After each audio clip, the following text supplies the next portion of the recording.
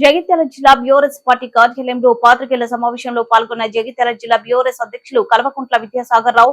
ఈ సమావేశంలో విద్యాసాగర్ రావు మాట్లాడుతూ, రేపు బీఆర్ఎస్ పార్టీ రాష్ట్ర వర్కింగ్ ప్రెసిడెంట్ కల్వకుంట్ల తారక రామారావు జగిత్యాల జిల్లా కేంద్రంలోని పద్మనాయక కళ్యాణ మండపానికి విచ్చేస్తున్న సందర్భంగా బీఆర్ఎస్ కార్యకర్తలు, నాయకులు రేపు ఉదయం 10:30 వరకు విచ్చేసి కార్యక్రమాన్ని విజయవంతం చేయవలసిందిగా కోరారు.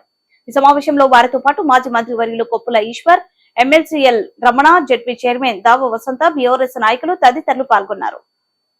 జగిత్యాల జిల్లాకు సోమవారం రోజు 1వ తారీఖు నాడు, జూలై 1వ తారీఖు నాడు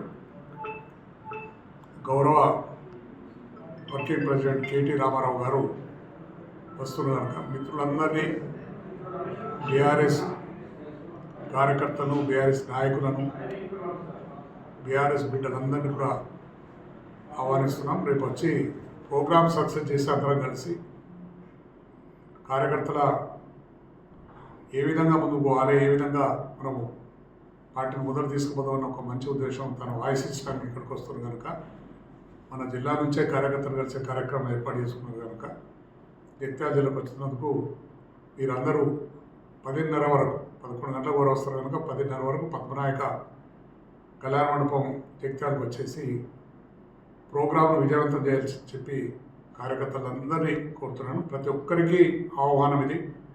మన పార్టీ, మన నాయకుడు, మన మన వర్కింగ్ ప్రెసిడెంట్ వస్తున్నారు కనుక మీరందరూ కదిలి రావాలని చెప్పి కార్యకర్తలందరినీ కోరుతున్నాను.